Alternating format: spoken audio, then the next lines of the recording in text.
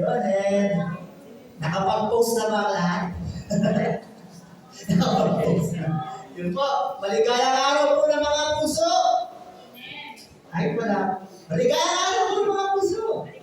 Yun, happy Hearts Day. And, kunin ko na rin po yung pagkakataon po sa bawat isa po sa atin. Okay po, last week po, yun po, alam niyo po nangyari sa akin eh. Pinapagod ko po yung pagpapasalamat po sa bawat isa po sa atin na nalalangin. And, aral na rin po sa akin yun. Na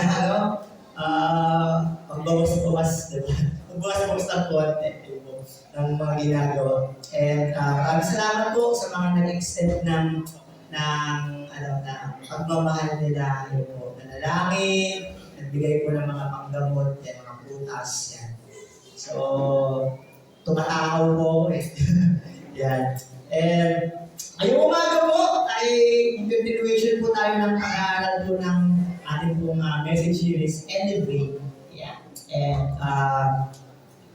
pag sinabi po natin Elevate, ano po yung unang salita na pumapasok sa isipan po natin? Nung may joke-joke ako may pastor dito yung, ito ba yung nakaangat? Umaangat? Diba? Yung ba yun? Pero kung tinignan po natin as we look at it po yung ating mga previous message po, last 2 Sundays ago, Elevate po, by definition, it's a higher perspective. Yeah. Yan po ibig sabihin natin. A calling for the follower of Christ to develop our faith and challenge for us to grow spiritually. Ibig sabihin, hindi lang po tayo manatiling ganyan. Kailangan parang ang ibang word yan na level up. Yan. Ibig sabihin po yung ating pong pananampalataya is kailangan ini-elevate natin. Okay? Kung kailangan may ibang perspektibo na hindi nananatiling ganyan yung kaisipan natin. Okay po? With that po, ay may gusto po akong itanong sa bawat isa. Okay, bago po tayo dumako sa pinaka-message po natin. Kung tatanungin ko po kayo, kilala niyo po ba kung sino kayo? Well, sino ba? Kung tanungin niyo sarili, sino ako? Sino ba ako? Diba? Ako si, mga ganun po tayo. Kung tatanungin niyo lang po sarili niyo, try niyo tanungin, sino ba? Ako si anak ni, diba? May asawa ni, diba? Kapatid ni, may definition na kagad tayo. Ibig sabihin, kaya na natin i-define kung sino tayo. Pero, naliman po natin ng konti, okay? Yung tanong natin, medyo pabigatin natin ng konti. Ang tanong ay ito, do you know the reason why do you exist? Ano ba yung dahilan bakit kayo nabubuhay? Alam ba natin, or simply saying, may answerical question daw po, you are simply saying, what is my purpose? Ano ba ang dahilan bakit ba ako nabubuhay? Hindi lang basta kung sino ako, bakit ba ako nabubuhay? And that word po, it correlates daw the word success. And kung tatanungin ko po kayo, marami tayong definition ng success na tao. Okay, pero to help us measure and identify success, tatlong bagay po. Okay? Sabi nila, mabilis nila kung matatandaan to. Tatlong letra. S, S, S. Sabi ng mundo, the world measures or defines success by these 3 words. Una pong S, status. Sabi nila, pag ikaw daw ay merong katatayuan sa buhay. Ibig sabihin, may position ka, maganda yung pagkakakilala sa'yo sa tao, sa paligid. Ibig sabihin, wow, success to. Kaya maraming naghahanap, di ba, kailangan nandun ka sa top of the line kagad yung rank mo. Di ba? Ako po, di naman po ligid sa inyo, nasa ano po ng mga pulis. Ang laging goal po nila is umangat yung rank nila. For the the idea of yun ang measurement ng success. Hindi ko sabi mali yun, hindi natin sinasabing hindi maganda yun. Pero, many of us measure success pag meron kang posisyon. Okay? Yun na yung unang S. Yung unang S. Status. Pangalawa, they measure success by salary. Pwede din sabihin, possessions. Yung meron ka. O kung ano yung laman ng pitaka mo. Di ba? Sabi, pag meron kang pera, kapansin-pansin ka. Pumupogi ka. Gumaganda ka. Sikat ka. Di ba? And mas pinagkakaduluhan. Pag meron kang, ganyan. Sabi nga nila, di ba nila daw pangit, masama yung pera. Di ba? Di ba ganun eh? Di ba nila gusto may pera. Kasi the world identifies or defines success by possession or salary. So ano po yung una?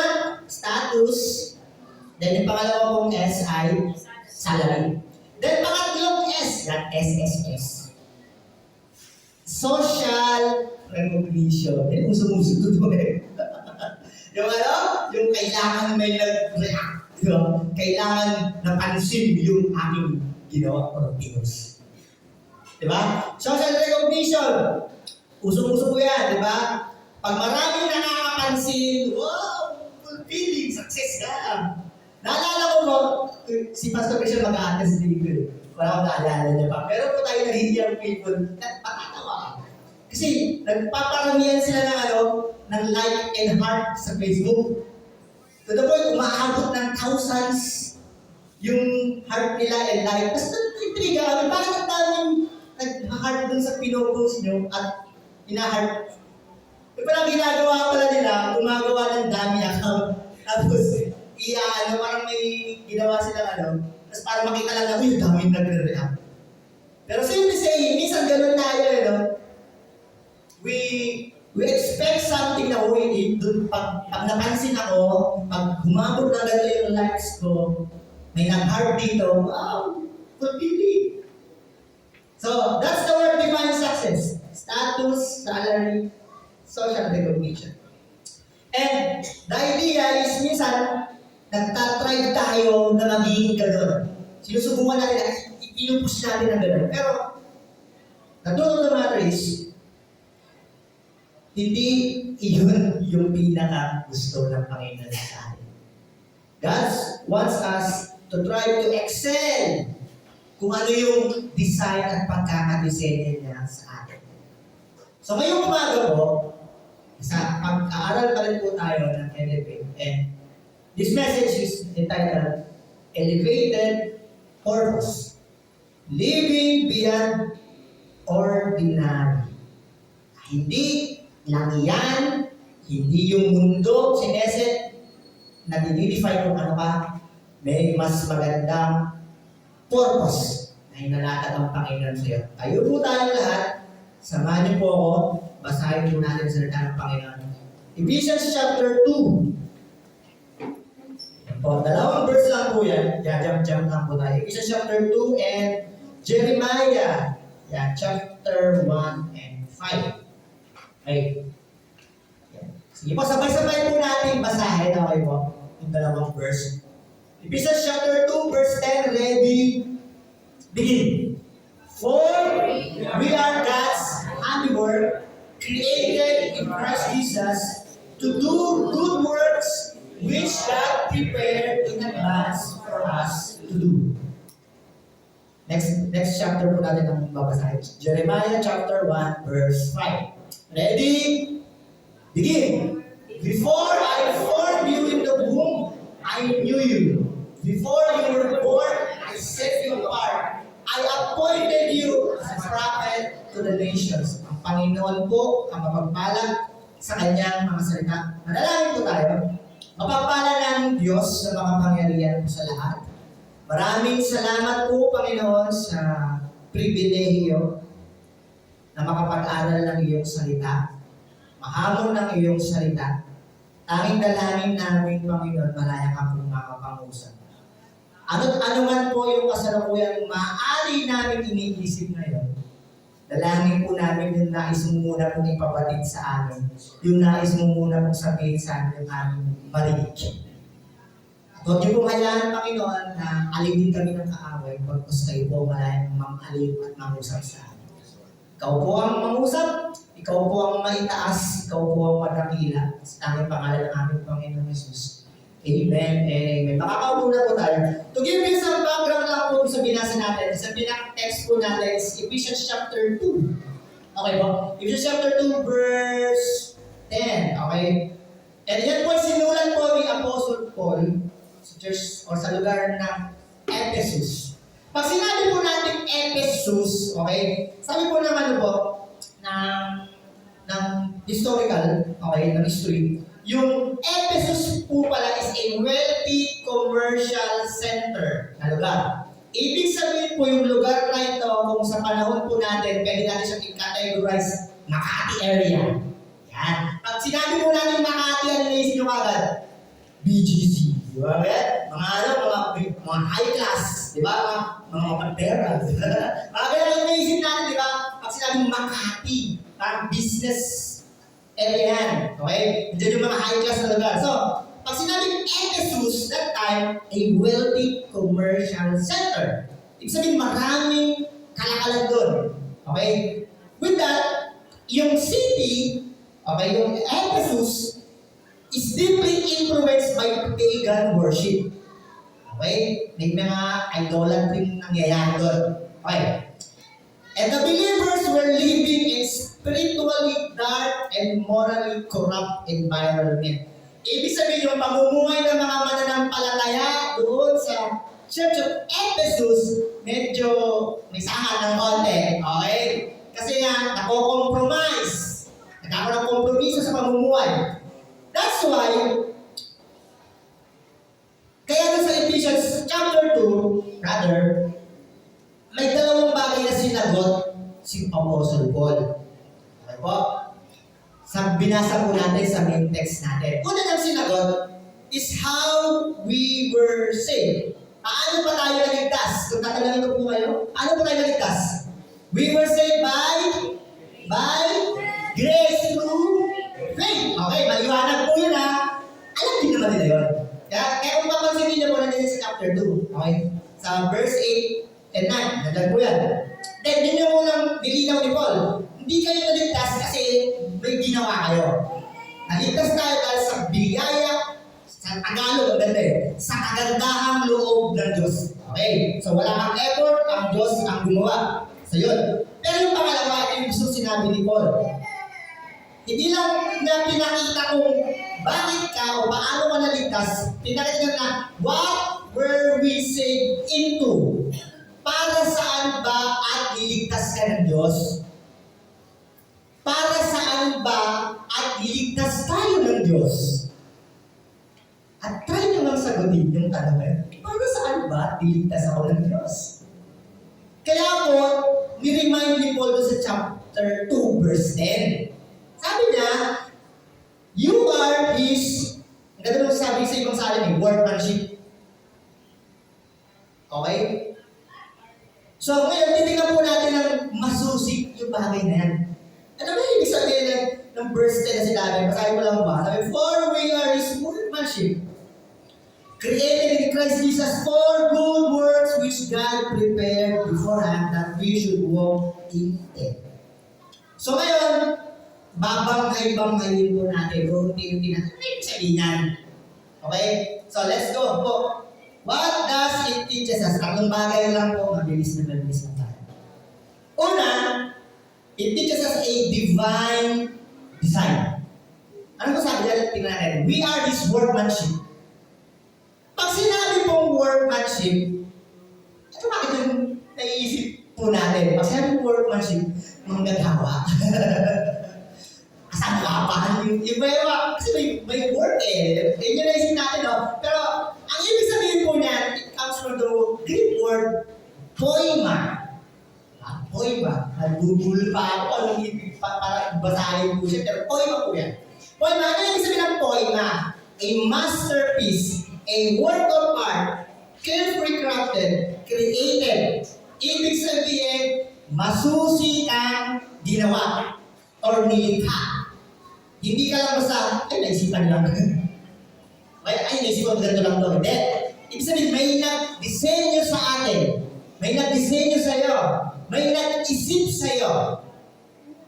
At dyan po nanggaling yung word na poem. Or sa Tagalog, tula. Ang tula ko hindi basta-basta ginagawa. Diba, pinag-iisipan mo yan, may mga rhyme words, di ba? And ganun ka inisip ng Diyos. Ganun tayo sabi na, hindi ka lang basta sumulpot yan. Pinag-isipan ka, inisip ka ng Diyos. Hindi ka aksidente. Hindi ka pagkakamali. Nagkamali ng magulang ko eh. Hindi po. At ikaw isa sa lahat, hindi ka extra lang. Kasi, dinisenyo ka ng Diyos. Alinaw po ito ha. Hindi ka outcast. Hindi ka si nobody. May nag-isip sa'yo. Pinagplanuhan ka ng Diyos. Ang sabi po ng Psalms chapter 139 verse 40. Sabi po dito, you are fearfully and wonderfully made. Wow! Nakakamangha, kagila-gilalas ka ng Diyos. Natatangi. At kung iniisip niyo po na walang kwenta po tayo, na ito na lang ako, hindi po. You are better than that. Kung titignan nyo lang po isipin. Kung iisipin lang po natin, wala akong kwenta, hindi po yan. Sabi nga, you are a masterpiece. You are a work of art. So, let's go deeper pa. Ano ba yung sabihin ng divine design? Tatlong bagay po.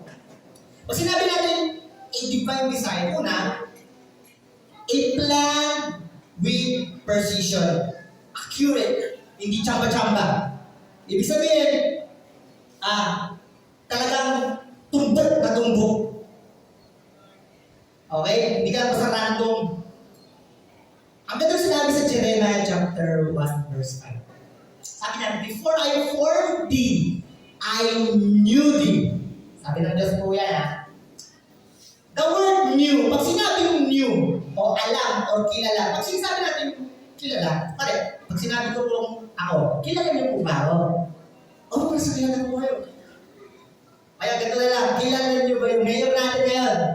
Sasabihin niyo po, opo, kasi basically alam ko yung file niya, alam ko yung data niya, alam ko. Pero it's more than yung ibig sabihin pala ng hindi lang yung data, hindi lang yung pagkakalam, alam yung file ng tao. Okay, ano yung ibig sabihin ng new dito?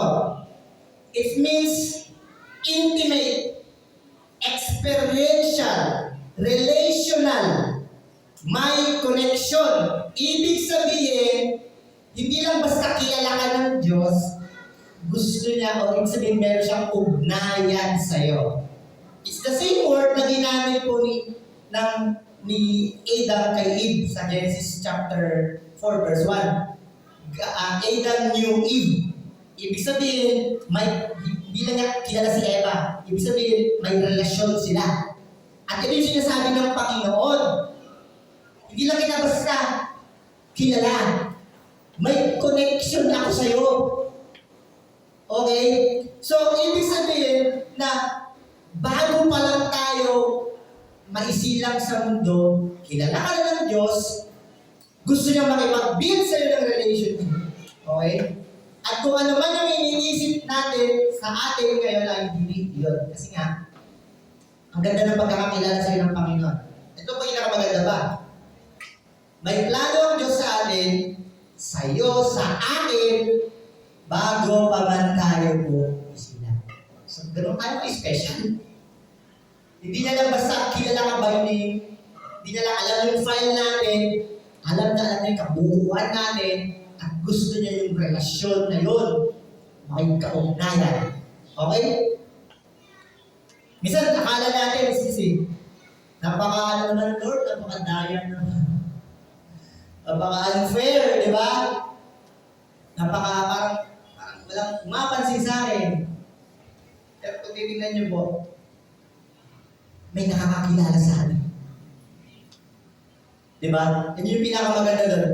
And isang pinakamaganda pa, na kahit ang mga bagay na doon po, is for us na hinuhubog niya tayo. Ang kagandahan po nun. So, hindi lang po a plan with precision. Pangalawa, purchase with a price. May halaga. Okay? Sabi ng 1 Corinthians chapter 6 verse 20. You are bought with a price. Binili tayo. Hindi tayo basta-basta. Binili. And sabi ng 1 Peter, we are redeemed by His precious blood. Sa pamamagitan ng dugo ni Kristo, tayo ay binili. So, binili tayo, hindi ng pera, bagkus ng dugo ng Panginoon. 1 Peter chapter 1, verse 18 to 19. Okay po, sabi doon, dugo ni Kristo. And try to imagine po ito sa atin po. Pag ang isang bagay po, binili nyo, and yung pagkakabili nyo po dito ay mahal. Ano pong gagawin nyo sa bagay na yan? Iano nyo po ba? Papabayaan nyo lang? Kumbaga, madali nyo makakalimutan? Ay, garanti nyo pong iingatin nyo yun. To the point, walang ibang pwedeng humawak nito. Kasi meron ka naging ang mahal ng pagkakabili ko dito. Diba? Especially, pag may mga bago tayo correct, cellphone. Yung cellphone na binili mo. To the point, ayaw mong may ibang humawak muna. Kasi, bakit? Iniingatan mo eh. And kung titignan nyo rin po, tayo, yung buhay na meron po tayo, binili ng Panginoon. Mahal ang pagkakabili. Kung mahal ang pagkakabili ng Panginoon sa buhay na meron po tayo, huwag po natin sayangin. Huwag mong sayangin yung buhay na meron po tayo. Tinubos ka na eh. Tinubos na tayo. Huwag mo nang sayangin. Para na sayang.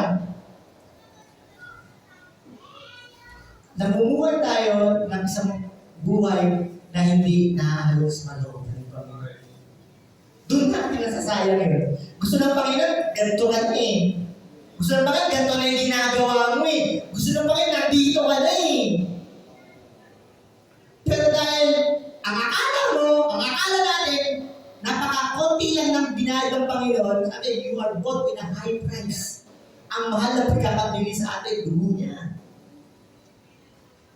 Kung sa mga gamit, ingat na ingat tayo, dahil mahal ang pinambili natin, how much more to dugo ng Panginoon? At buhay mo yun, buhay natin. So, the idea is, hindi lang tayo nilikha ng tinubos, bagkos tayo tinubos ng Panginoon. Okay?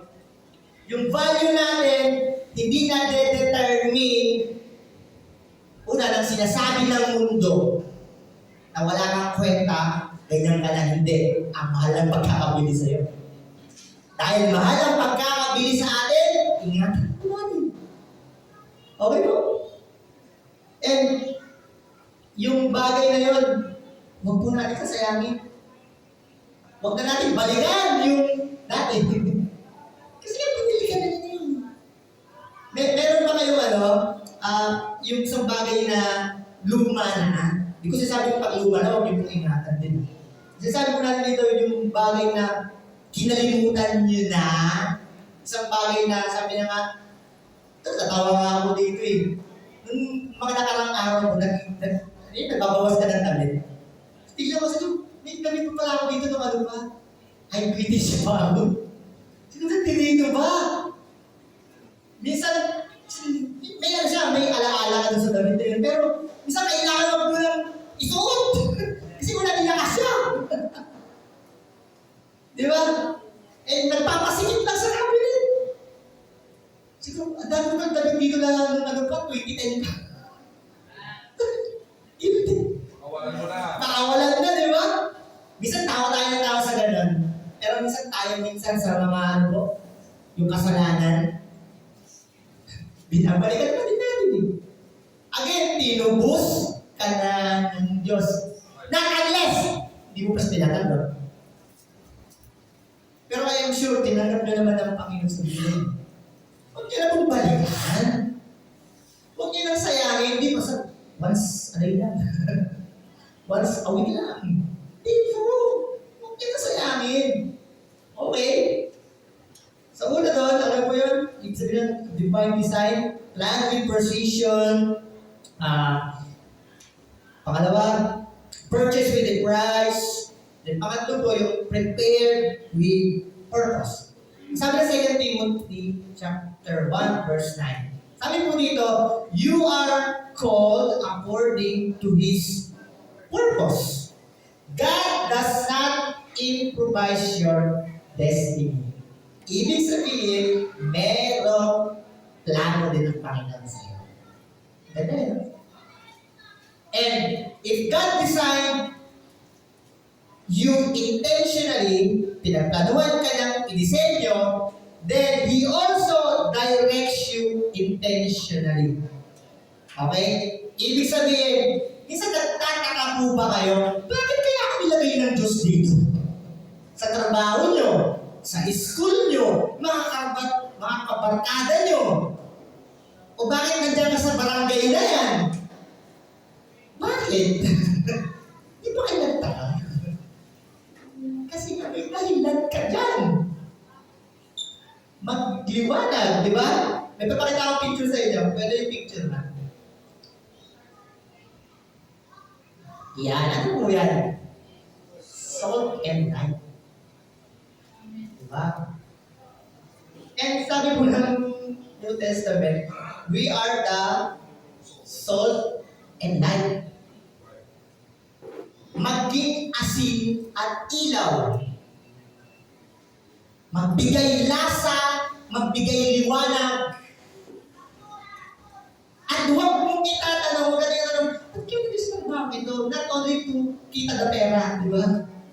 Hindi yun, kasama yun. Pero the main reason bakit nilagay ng Panginoon ka dyan, para maging ilaw at asin.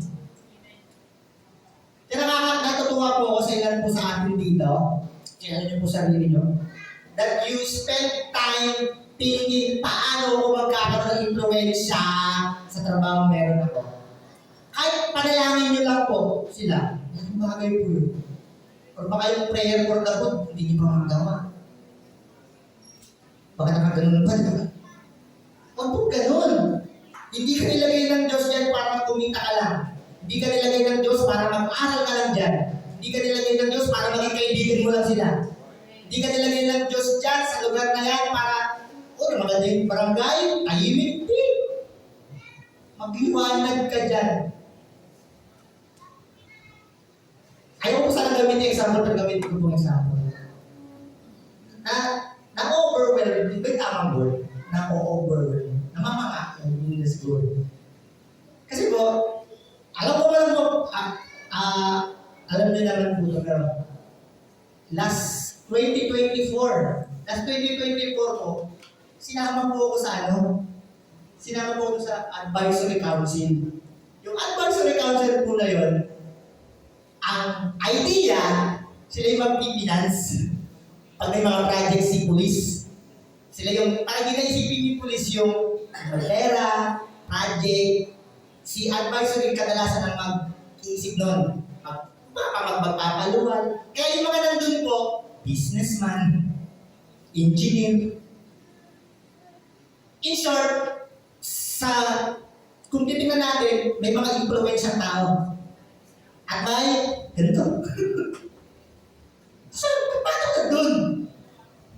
Yung ginagawa ko dun. And isang bagay ko na naisip ko, at pinaisip na ko ngayon, lagay dyan. Para magliwanag ka dyan. And, ito mo lalo narinig sa kanila, and nagiging encouragement po sa akin. Basta nagpapasalamat po kami kasi the word, kahit papalo, hindi man po kami nakakapag-judge. May nagpapaalala po sa amin ng mali na ginagawa ka namin. may gumagabay po sa atin. I don't want to get the credit. Kung ayoko nga eh. Ayoko ka na nandun ako eh. Kasi parang nakikita ko yun, lalaki ko. Pero isang bagay na natin, nilagay ko ng Panginoon. Para maging magandang influensya sa kanila. And kayo din po. Nagtataka kayo marami, bakit nandito sa trabaho na ito? Bakit yung mga klase ko? Di ba? Bakit? Kasi may dahilan. At yan, may purpose si Lord. Okay, to be sorting and giving. So yun yung muna po, a divine design. Pangalawa, a distinct direction. Ano po sabi ng Ephesians chapter 2 ulit? Verse 10. We are created, ganda na pagkakasabi din, good works. Pwede po bang bilugan yung word na good? Good works. Not anybody's work, but a good work. Ano sabihin niyan? We are not saved by works. Tama? We are not saved by works. Tama? We are saved for works. Ako ay hindi naligtas dahil sa aking ginawa. Pero, ako ay niligtas para gumawa. Sabihin niyo nga po yun. Ako ay hindi niligtas dahil sa gawa. Pero ako ay niligtas para gumawa.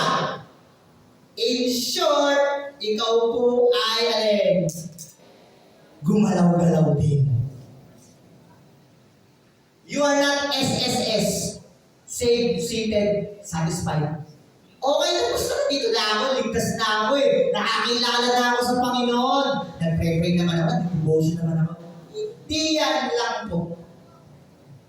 Ikaw po ay niligtas ng Panginoon para ikilos, kumilos. Works po, sinabi dyan. Hindi, ang work po ba ay hindi gumagalaw? May ginagalaw, gumagalaw. Okay? So tayo din po, hindi lang tayo basta niligtas ng Panginoon para manatili nakaupo dyan. Pastor, matanda na ako eh. Pastor, bata ako eh. Pastor, wala akong ganito eh. Kung puro yung tinigan natin, wala talaga yung ganito. Eh, ang ganda sabi ng Panginoon kay Moses eh, ano bang meron ka? Ito nga, nakakatawa minsan eh. Hinahanap natin po yung wala eh, no? Wala ka nga nun eh. Wala ka talaga nun. Kaya ang tanong ng Panginoon sa kanya, ano meron ka? And the same question po sa atin ngayon, ano bang meron tayo? Sa karamihan ng abilidad, ng kakayanan, meron kahit isa man lang na binigay ng Panginoon sa alam mo yan. At yun ang maaari mong gamitin, kasi puro na lang ako magluto eh.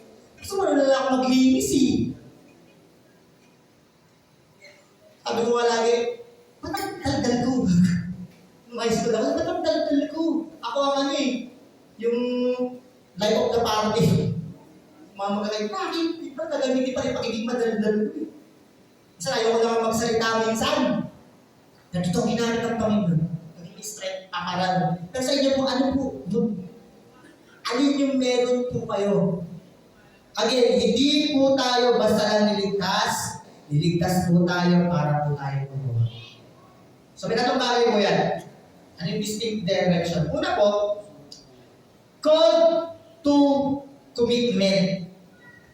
Sabi ng Colossians chapter 3, verse 23, whatsoever you do, do it heartily to the Lord. The word do.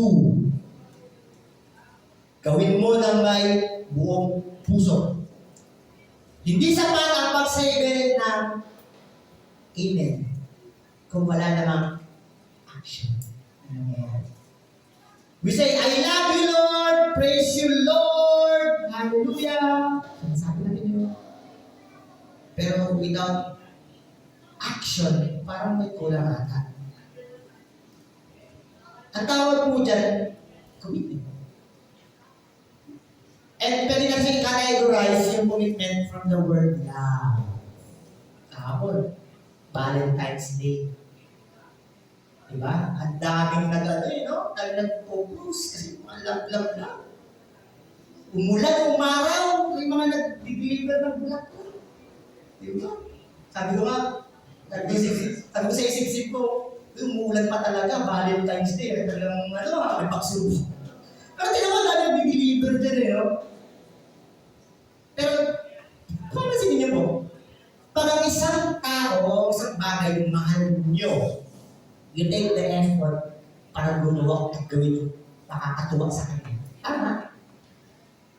Disregard kung, pagod ako Disregard kung may sakit ako Disregard kung may kulang ako hindi niyo na po titignan yan. Ang inisip niyo lang, okay na sa kanya to.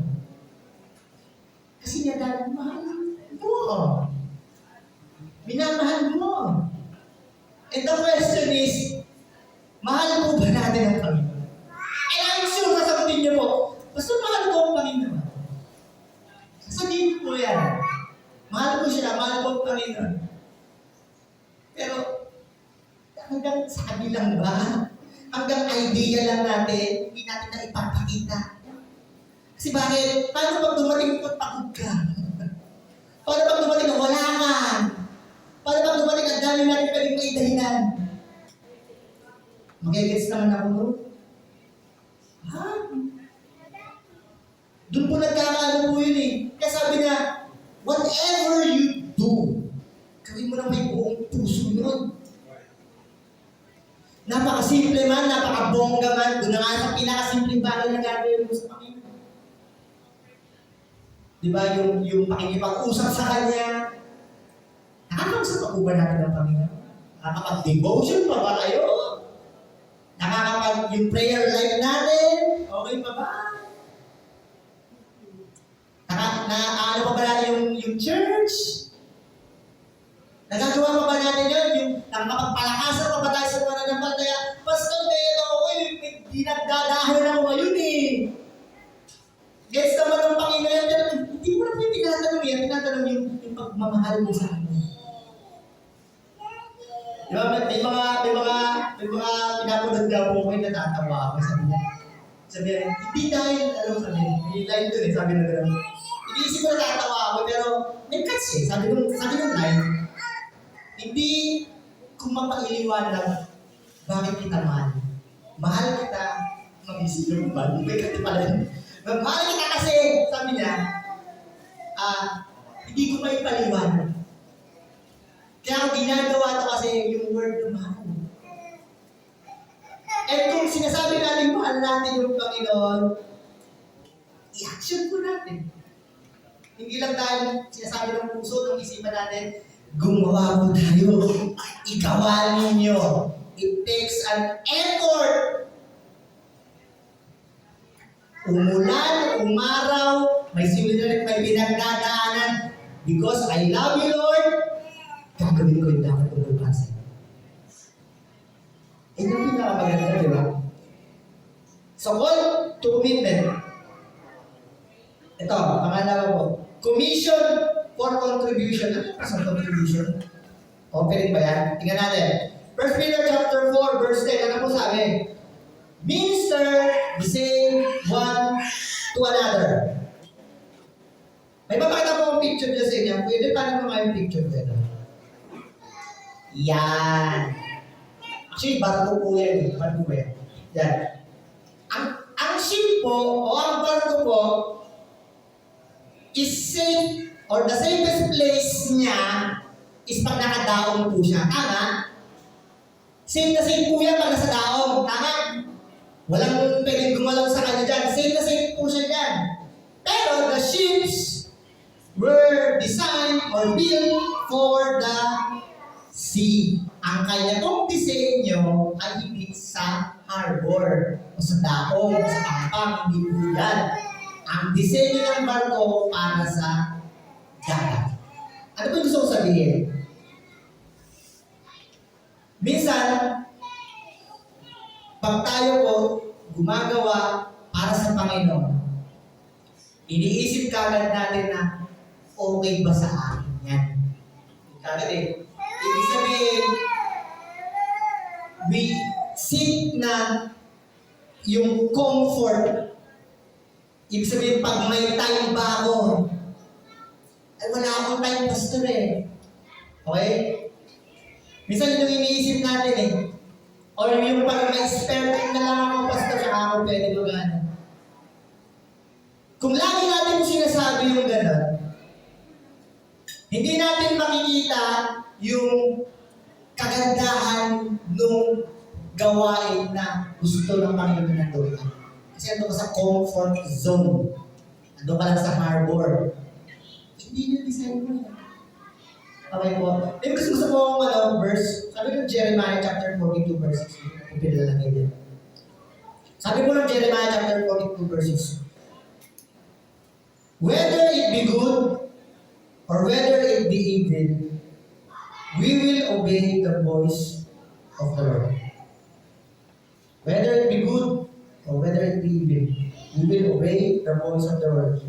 So may evil doon, masamang pinapagawa ang Diyos. Yun ba ang ibig sabihin? Di ba? Ang ibig sabihin ng evil dyan is ito. It means unpleasant, difficult situation, uncomfortable. Mga bagay na hindi ka komportable. Balikan natin ang verse. Sabi niya, pag narinig mo ang tinig ng Diyos at nangungusap sa iyo ang Panginoon at gusto niya nandito ka, gusto niya na yung gawain na to, nandito ka, part ka nito, sabi niya, when you heard the voice of the Lord, do it. Yung evil doon, ibig sabihin doon, hindi evil na masama. Ang ibig sabihin ng evil doon, unpleasant. Pag hindi ka komportable, pag nandiyo ka sa sitwasyon na mahirap. So, ang tanong po is ito. Pag mahirap na po ba ang sitwasyon, pag piling uncomfortable ka na, o tayo, sasabihin natin sa Panginoon, Lord, saka na muna. Mamaya na lang. Sabi kay Jeremiah, when you heard the voice of the Lord, kahit mahirap, sundin mo. And maraming pagkakataon, darating ang pagkakataon na feeling uncomfortable tayo. At may mga sitwasyon na parang napakahirap, pero ang tanong, susunod ka pa ba? Gagawin mo pa ba ito? Basta di mo kasi gets hindi natin gets o hindi natin gets. Kasi kung for example, kung sasabihin natin, basta pagod ako. Pagod tayo. Di, napaka-unfair ni Lord. Ito na kaya yung pahinga ko eh. Ha? 7 days. Isang araw lang binihingi ng Panginoon, hindi pa isang araw. 2 oras, 3 oras lang. Kasi sabi mo, unfair si Lord? Or sabihin natin, hindi ako mag-gets ni Lord? Or sabihin natin, Lord, ito na lang yung pahinga ko eh. Or, di Lord, ang bigat ng dalayan ko ngayon, may problema ako. Ha? Sasabihin natin yun? Panginoon, again, ang mahal ng pagkakabili sa iyo. Kasi sabihin natin, Panginoon, di mo kasi alam. Lord, kasi pinanawa ko ngayon eh. Dahil tumatakbo sa utak ko eh. Mas kailangan ng Panginoon. Di ba? Kaya minsan akala natin, masarap, totoo naman, masarap maglingkod pag smooth ang buhay. Totoo naman yun. Pero hindi sa lahat ng pagkakataon nandun tayo sa ganung sitwasyon. Sinasabi ko na po sa inyo. Kasi sa mundo pa po tayo eh. At ang mundo po, napaka-imperfect. Gobyerno na nga lang po natin, napaka-imperfect. Kaya how much more po tayo? Eh, kung titignan natin, ang dami natin hindi makikita, hindi maganda. That will lead us minsan parang uncomfortable. Pero sabi ng Panginoon, ang narinig mo at nangusap sa iyo ang Panginoon. Ito siguro maganda na ngayon. Ano sa pag-uusap sa iyo ang Panginoon? O ayaw nila sa pakinggan? Hirap yun, mas delikado yun. Pero kung nandun pa tayo sa nangungusap ang Panginoon, medyo ini-ignore na natin ang konti. Pakinggan niyo po. O Okay? Kasi hindi yun ang design mo lang na manatili ka lang dyan. Sabi na Panginoon, go! Diba? Gawin mo to. Diba? Gawin natin yun. Mahirap, maganda, pangit, sitwasyon. Pag may ginagawa ang Panginoon, gawin po natin. Pangatlo, hindi lamang po call to commitment, commission for contribution, consecrated for kingdom.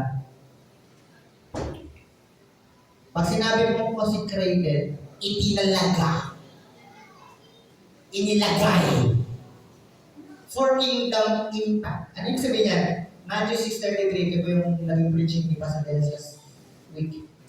Seek ye first the kingdom of God. Sabi lang, kabisado na nga po natin talata na yan eh. Pero ang ganda sa amin po dyan eh, no? Seek the kingdom of God. Seek the kingdom. Hindi para sa sarili ko.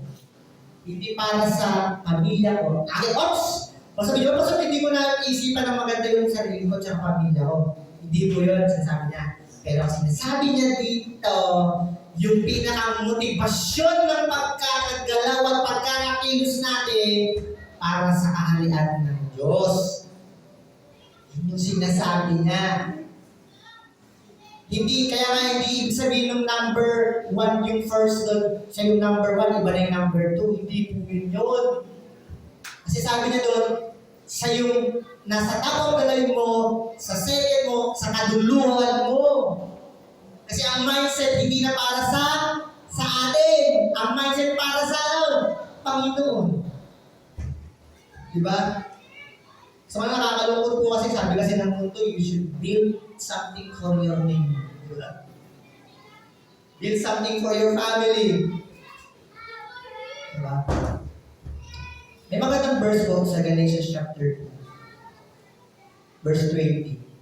Sabi po dito, I have been crucified with Christ. It is no longer I who live, but Christ who lives in me. Ito pa, buhitan niyo po ito. And the life I now live in the flesh, I live by faith in the Son who loved me and gave Himself for me. And the life I now live, ang buhay ngayon na ipinamumuhay ko ay hindi na sa akin. Ito ay kanino na daw? Kay Kristo na nagmahal at nagbigay ng buhay sa akin. Dalawin ko na ulit. Ang buhay ko ngayon ay hindi na sa akin. Ang buhay na meron ako ay para sa Panginoon na nagtubos, na nagmahal sa akin. So, hindi na ako buhay para sa akin. Oo, masakit kasi may mga gusto tayo sa buhay natin. Oo, parang ang hirap. Pero, hindi na ikaw yun eh. Kasabi ni Paul, hindi na ako. At yun yung gusto niya sa atin makita. Hindi na dapat yung disenyo natin, hindi na para sa iyo, para sa kaharian ng Panginoon gagawin. Pangatlo po, and last.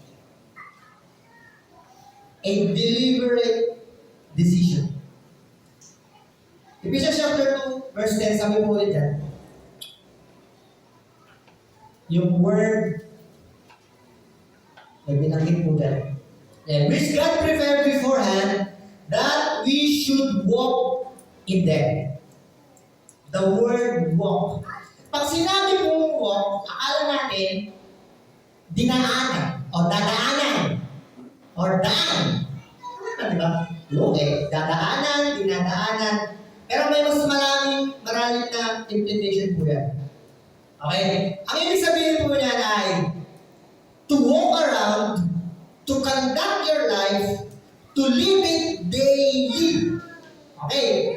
Ibig sabihin po, maging lifestyle mo ito. Sadyain mo itong gawin. Okay? Gawin daw natin. Okay, na yung pagdidesisyonan kong gagawin, na piliin, na gawin, yung pinapagawa ng Panginoon, hindi lang alam ko. Ibig sabihin, maging lifestyle ko to. Ito na yung pamumuhay ko. Okay? Yun po yun. Tatlong bagay po, ano ibig sabihin yan? Choose obedience over opinion.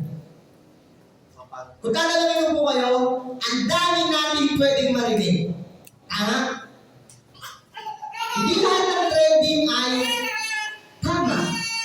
Hindi lahat ng uso ay puso. Hindi lahat ng popular ay kalooban ng Panginoon. Sabi sa Romans 3, verse 2, be not conformed. Huwag kang makiayon kung ano yung uso ngayon. Ano sabi ng Panginoon? Gusto niyo yung ginagawa ng mga tropa-tropa mo eh. Ito yung uso ngayon, ito yung social media ngayon eh. Ha? Dahil ginagawa nila, gagawin mo na din. Dahil yan ba yung nakikita mo ngayon? Yan na rin ba? Hindi po. Be not conformed, but be transformed. Choose obedience. Ano yung sinasabi ng Panginoon sa iyo, sa atin? Okay, opinion muna po ng mundo po. Yung sinasabi muna po ng Diyos. Pangalawa, choose faith over fear. Sabi ng Hebrews chapter 11 verse 6, without faith, it is impossible to please God. Kung walang pananampalataya, napaka-imposible maluwalhanin daw ang Panginoon. Take note nyo po, napaka-imposible. Pero the word fear and faith, pansinin niyo po ito. Fear and faith, each believe in the same unseen. Pareho sila naniniwala sa isang bagay na hindi pa nakikita. Tama? Yung fear, naniniwala sa hindi pa rin nakikita. Yung faith, naniniwala din sa hindi rin nakikita. Pero ito ang pagkakaiba lang nila. The difference is this. Ano yung pinaniniwalaan niyo po dun sa dalawa? Takot o pananampalataya? Again, pareho sila naniniwala sa hindi nakikita. Ang takot, di ba naman po nangyayari yun? Pansinin niyo po yung kinakatakot niyo ngayon. Baka wala kayong trabaho, baka wala kayong kainin, baka hindi natin alam kinabukasan, di ba naman po nangyayari yun? Pero yung pangako ng Panginoon, di pa naman po nangyayari. Pero ano yung panghawakan niyo? Di ba? And ito naman maganda dito eh. Kung hihintayin natin at tayo sumunod sa Panginoon, Lord, tanggalin niyo muna po yung takot. Bago ako sumunod. Wala akong mangyayari sa inyo. Okay? Pastor, ganito kasi yung ano eh. Ito yung nangyari eh. Parang ang pangit na ano ko sa inyo. Hindi na maganda. Again, yung takot po, hindi pa po nangyayari yan.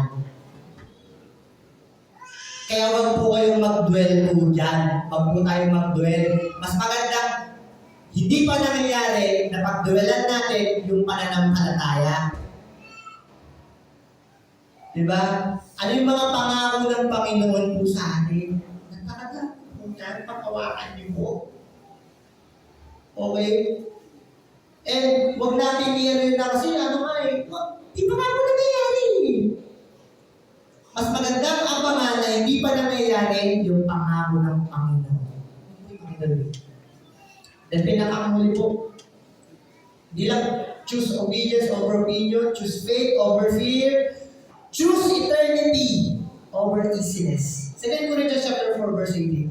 Sabi po dyan, so fix our eyes on Jesus. So fix our eyes. May pang-konting activity po ako sa inyo. Buksan niyo nga po yung cellphone niyo. Sino po ang may data? May data kayo. Open niyo po data niyo. Sige. Pwede po. Pwede magbukas ang cellphone. Bukas rin po yung data. Yan. Kung may data po kayo, punta po kayo sa Google search. Sabay-sabay po tayo mag-mix search. Yan. Pwede niyo po mag-search yung location po ng SM MOA. Lagyan na natin. Direction. Yan. Ipupunta ka po niyan sa Google, Google Map yan. Sige nga po. Kung titignan niyo po, yan. Ano po nakita niyo po? Nakabukas na po lahat. Ano sa inyo? May mga ano po dyan eh. Mamimili ka pa ng option eh. 4-wheeler, 2-wheeler, may lakad pa nga oh. Diba? Pero lahat po yan parang nasa 20 minutes, 26 minutes, 22 minutes, 1 hour. Makikita niyo po yung location eh, no? Waze or Google Map will show us the route, but unless we drive papunta doon, hindi natin mararating yan. Nandito lang tayo. Pero unless hindi tayo umalis dito at puntahan natin manipiliin natin Waze yan, hindi tayo makakarating doon. Pag sinabi ko po sa inyo, maganda ang MOA, sabi ko, maganda naman po. Maganda. You will agree, magandang puntahan. Winays natin, may papunta doon. Pero hanggang di po tayo umaalis, sa kinalalagan natin, hindi natin po mapupuntahan yun. Kahit sabi natin 20 minutes lang yun, 22 minutes, hanggang di tayo umaalis, inakukuha natin, hindi natin po mararating. Eh basta kami hirap eh. Wala bang traffic eh, init eh. Papunta doon eh. Wala bang mangyayari eh. Diyan ka lang. Yung idea lang, ang ganda ng mo, hindi natin nakikita. Hindi mo ma-experience. Yung ganda ng bagay na gusto ng Panginoon para pagdalaman mo. Hanggang idea lang tayo, ang ganda, ang gandang maging part ng ng choir, nakakatawa. Ngayon, choir pa rin naman sila. Di ba? Minsan, nandun na tayo sa idea na, wow, sarap maging kasama doon. May gano'n tayo, nag-visitation sila, may Bible study sila. Sarap, maganda. Nagka-heart tayo, may nag-focus. Pero minsan hanggang gano'n na lang tayo. Hanggang, wow, sana, ang ganda, amen. Okay yun. Pero ikaw, hanggang tsak ka na lang ba? Hanggang pa-heart ka na lang? Gusto ng Panginoon, maging kabahagi ka nandun. Maging nandun ka din. Basta masakit eh. Basta mahirap. Basta gulo-gulo ng isip ko eh. At ang tumatakbo dito, basta hindi ko kasi mag-gets. Sabi ng Panginoon, halika dito. Sabi ng Panginoon, puntahan mo to. Sabi ng Panginoon, galawan mo to. Sabi ng Panginoon, gawin mo to. Sabi ng Panginoon, anak, gusto ko kasama ka na dito. Hindi ko alam, may nalilito eh. Last week po, naano ko last week eh. Yung gusto mong kumain, pero parang wala kang lakas na kumain. Meron akong idea na kailangan kong kumain. Meron akong idea na dapat akong kumain kasi pag di ako kumain, baka manghina ako lalo.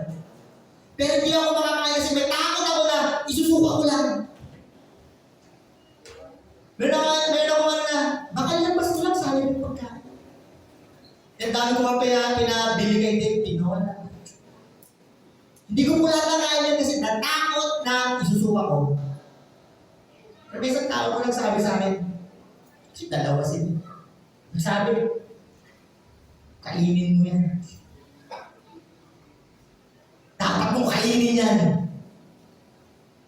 Kasi mas lalo kang manghihina. Sabi sa, kailangan mong gawin yan. Kasi isusuka mo siya, may lalabas ka, may mahirap na gagawin. May proseso hindi maganda, uncomfortable sa'yo, isusuka mo din. Pero kahit pa paano, may mamubuha ka dyan ng nutrients. Kaya kain ka lang. Minsan sa atin po, gulong-gulo tayo. Ang dami natin dinadahilan sa Panginoon. Panginoon, hirap na hirap na nga ako eh. Panginoon, baka napaka-comfortable eh. Sabi pa, hindi, gawin mo to. Ito. Ganito gawin mo. Kung hindi ko po ginawa yun, baka siguro hindi pa ako malakas-lakas. Hindi, babalik yung lakas ko. Kasi wala akong lakas sa kinain eh. Pero dumating sa mundo ko, kailangan mo lang kumain. Eh, minsan tayo, kailangan mo lang umakbang. Kailangan mo lang tumayo. Kailangan mo lang sumigaw. Kailangan mo lang pumunta. Kailangan mo lang manalangin doon. Kailangan mo lang maging bahagi doon. Kailangan mo lang kumanta, tumugtog. Tinatawag ka ng Panginoon doon. Pastor, may ganito, may ganito. Disregard. Sabi ng Panginoon, hakbagan mo muna. Puntahan mo muna. Kasi tayo minsan, di pa nga natin pinupunta. Di pa natin ginagawa. Dami natin questions sa utak natin. Ang daming kasi. Mahirap. Gulong-gulo. Pero the mere fact na pinatawag ka ng Panginoon, sinasabi ng Panginoon, gusto kitang kasama. Ang ganda ng imbitasyon nun. Kasi hindi lahat pwedeng tawagin, pero ikaw tinatawag ka na. At sino tayo para magsabing, ayaw mo?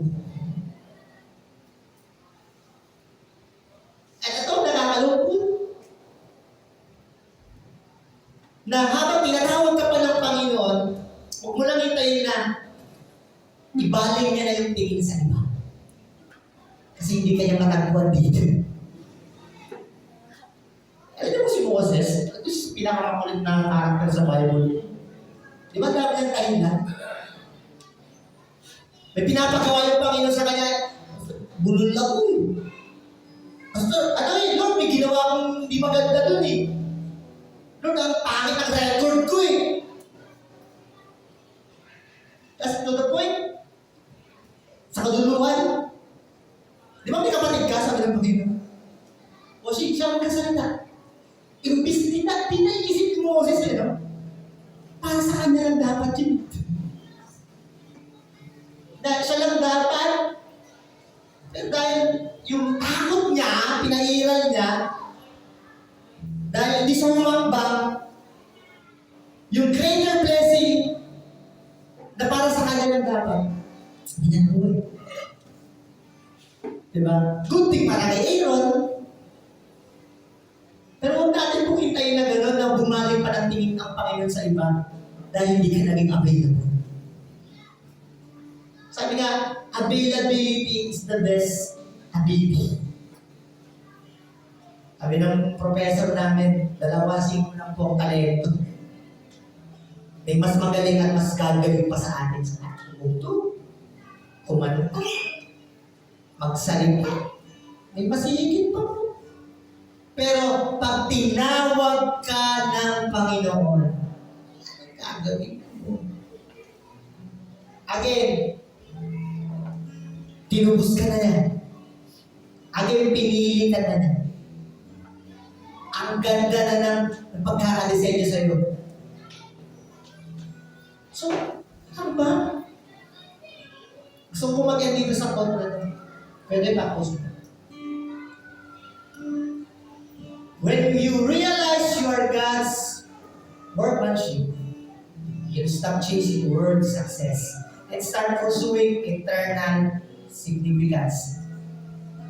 Kaya tayo habol na habol doon sa worldly view ng success. Kasi nga hindi natin na-realize yung pagkakaidea ko status ko, pagkakaidea ko salary ko, pagkakaidea ko social recognition, pag nandun ka pa nakatingin lagi, yung word is success yung hinahanap natin. Pero hindi yun eh. You know, kailangan mong ma-realize. At pag na-realize natin yun, hakbaman. Tinatawag ka ng Panginoon, may mga panawagan ng Panginoon sa'yo. Kung ano yan? Pag tinatawag ka ng Panginoon, tayuan niyo po, lakadan niyo na. Tayuan niyo po yan. Isang bagay na huwag niyong kumbaga pighatiin. yung Panginoon na tinatawag ka namin. At yun yung kagandahan ko ng pagkakadesenyo sa atin ng Panginoon. Not the worldly view ng success. Hindi po yun. Not the salary, not the status, not the social recognition. You are perfectly designed ng Diyos. Tumayo po tayo na. Tingin ko po sa inyo.